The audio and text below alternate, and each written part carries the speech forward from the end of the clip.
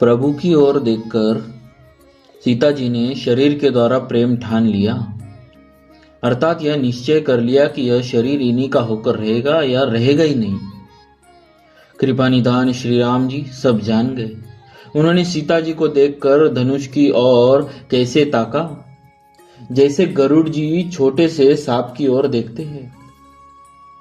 इधर जब लक्ष्मण जी ने देखा कि रघुकुल मणि श्री रामचंद्र जी ने शिव जी के धनुष की ओर ताका है, तो वे शरीर से पुलकित हो ब्रह्मांड को चरणों से दबाकर निम्नलिखित वचन बोले, हे दिग्गजो, हे कश्यप, हे शेष, हे वराह, धीरज धरकर पृथ्वी को थाम रखो, जिसमें यह हिलने न पावे।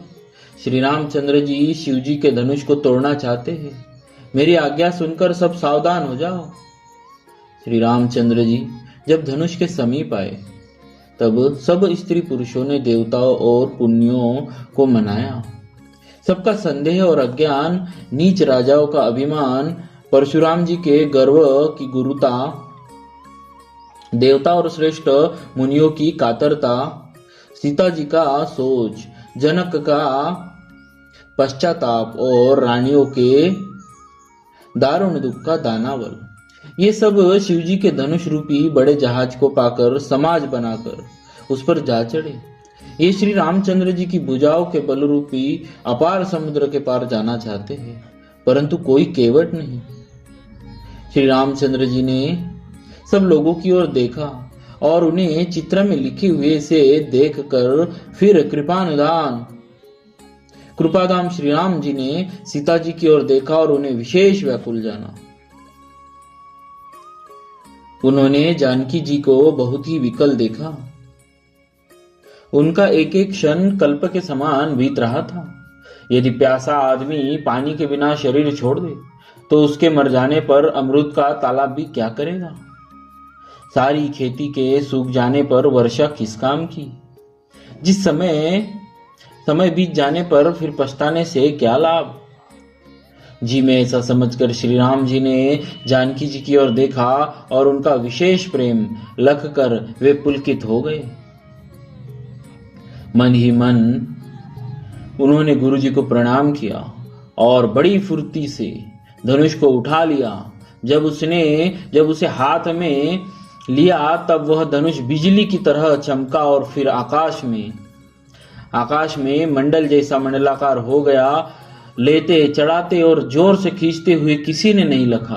अर्थात ये तीनों काम इतनी फुर्ती से हुए कि धनुष को कब उठाया, कब चढ़ाया और कब खींचा, इसका किसी को पता नहीं लगा। सबने श्री राम जी को धनुष खींचे खड़े देखा। उसी क्षण श्री राम जी ने धनुष को बीच से तोड़ डाला। भयंकर कठोर ध्वनि से सब लोक भर गए। घोर कठोर शब्द से सब लोक भर गए। सूर्य के घोड़े मार्ग छोड़कर चलने लगे। दिग्गज चिंगाड़ने लगे। धरती डोलने लगी। शेष, वराह और कश्यप कलमला उठे।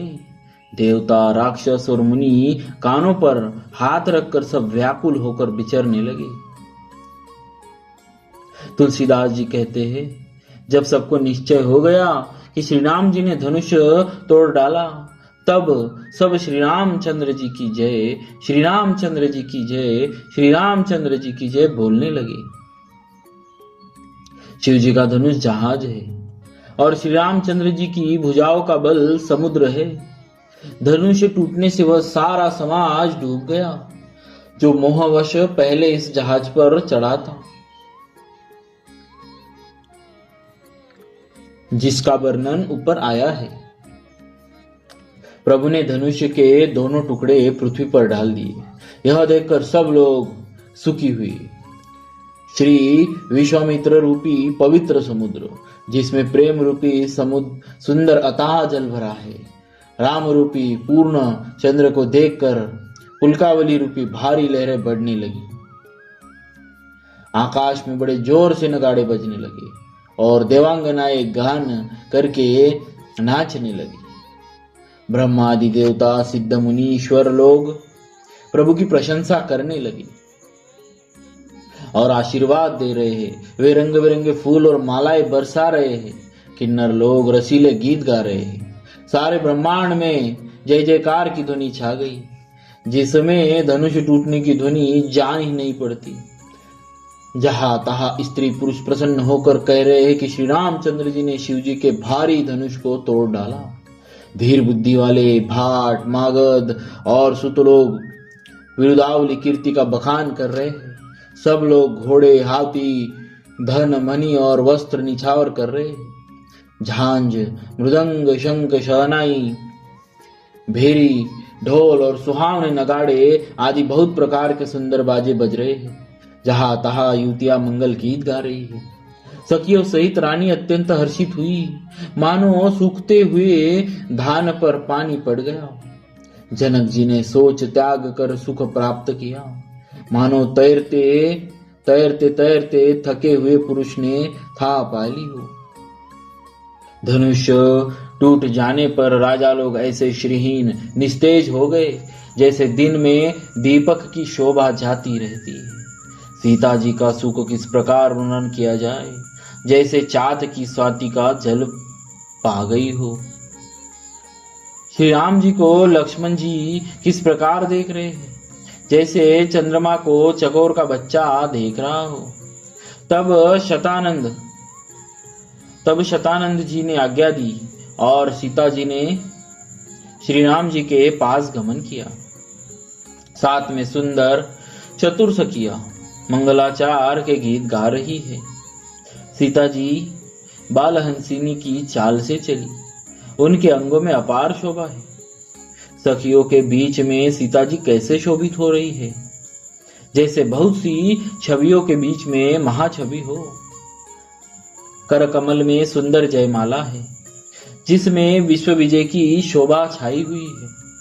सीता जी के शरीर में संकोच है, पर मन में परम उत्साह है। उनका यह गुप्त प्रेम किसी को जान ही नहीं पड़ रहा है। समीप जाकर श्री राम जी की शोभा देखकर राजकुमारी सीता जी चित्र में लिखी सी रह गई।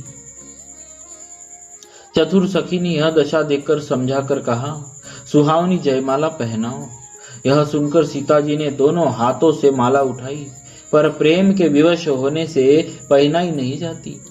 उस समय उनके हाथ ऐसे सुशोभित हो रहे हैं मानो डंडियों सहित तो 2 कमल चंद्रमा को डरते हुए जयमाला दे रहे हो। इस छवि को देखकर सखिया गाने लगी। तब सीता जी ने श्री राम जी के गले में जयमाला पहना दी। बोलिए श्री सीताराम जी महाराज की जय।